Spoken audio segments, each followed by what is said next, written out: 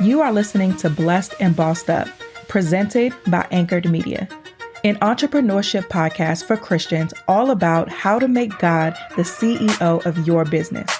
Get ready to be inspired, challenged, but well equipped to live and build your destiny His way.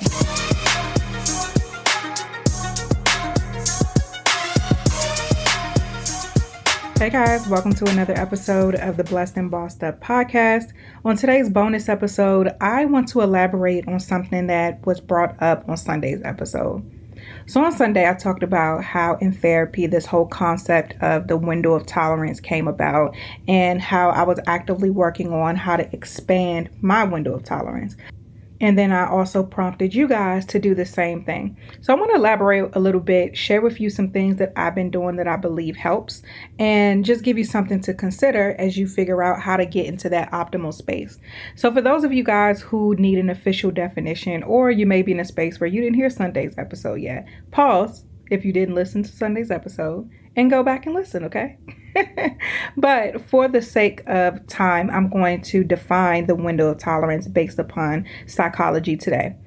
According to Psychology Today, the window of tolerance is a term coined by Daniel J. Siegel, a clinical professor of psychiatry at the UCLA School of Medicine, to describe the optimal emotional zone we can exist in to best function and thrive in everyday life.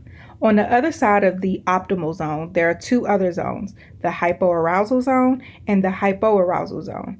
The window of tolerance, again, the optimal zone, is characterized by a sense of groundedness, flexibility, openness, curiosity, presence, an ability to be emotionally regulated, and a capacity to tolerate life stressors.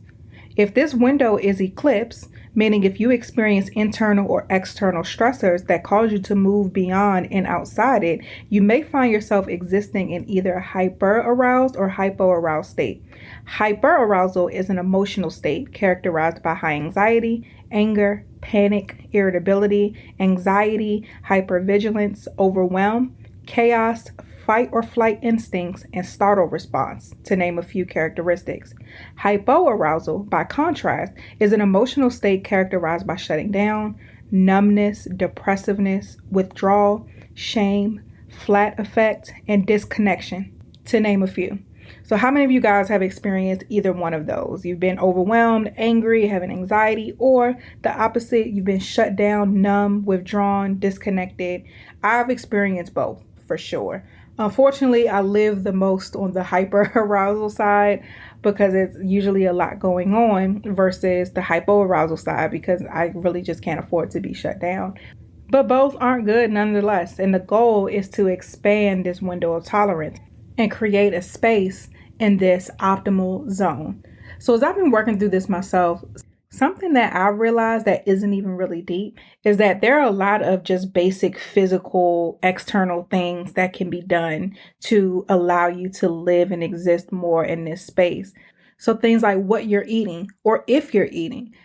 One of my issues is that when I'm particularly busy, I can get really zoned into what I have going on and I don't eat, which then leaves me irritable, which puts me again in that hyper arousal space, which isn't good for me, my goals, or anybody around me. So things like that, making sure you eat.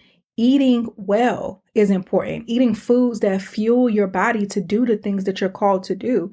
One of the doors that we leave open often, many of us, for the enemy to really wreak havoc on our assignment, on our lives, on our emotions, on our commitment to God and what He's called us to do is what we eat.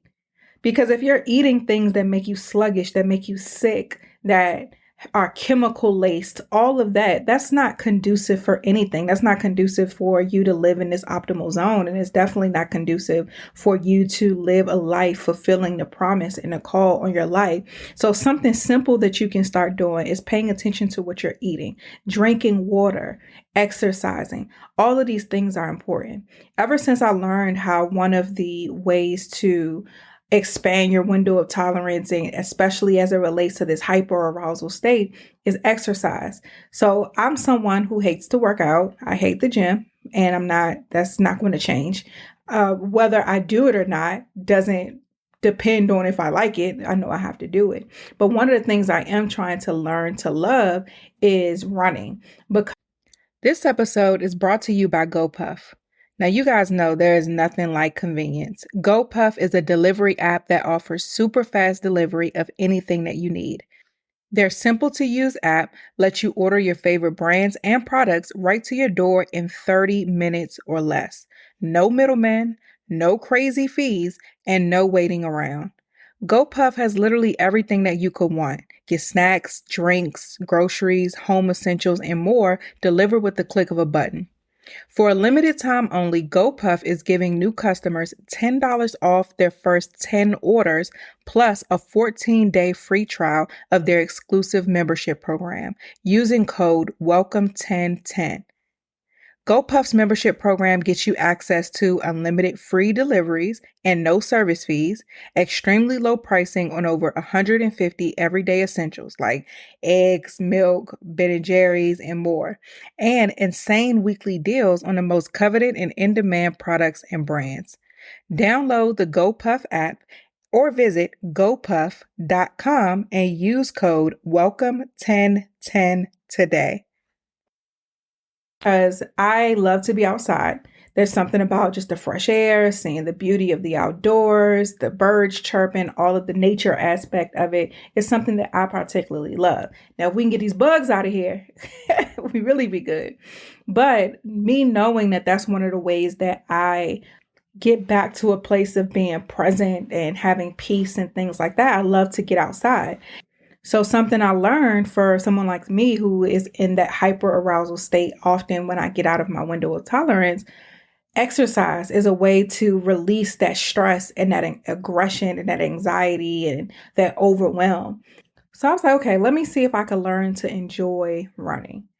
I put it to the test. The other day, I was just irritated with some things that was going on, and my mind was foggy. I couldn't really sit at my computer to focus on business. I needed to just do something else. Even when I was trying to sit down and pray about it, my mind was just noisy because I was irritated and just a chain of events. So I was like, you know what? Let me try to see if I can get out of this state. Let me see if I can apply what I'm learning. And let's see if this works. So I packed up my stuff. I went to this trail that I go to often in the neighborhood and I ran. I found a beginner's running plan on Pinterest and I put it to the test. I put my headphones in. I cut on a Christian rap playlist and I was running. Now, listen, I just had a baby. So your girl was not running that long. And when I was running, I was very winded, but I was running nonetheless. So I'm jogging. And then I stop and I walk and then I run again according to the plan that I had. And by the time I was done, I did this for maybe about 40 minutes or so before I had to be back home or back at my computer for a meeting. And I felt clear-headed. I felt peaceful. All of the stress and the tension I was holding on to was released. Of course, I did my body good. And it was overall a positive experience to pull me out of that hyper arousal state. So I wanted to share that for any of you guys who may be doing the homework and thinking, okay, how can I expand my own window of tolerance? That's something that you can do.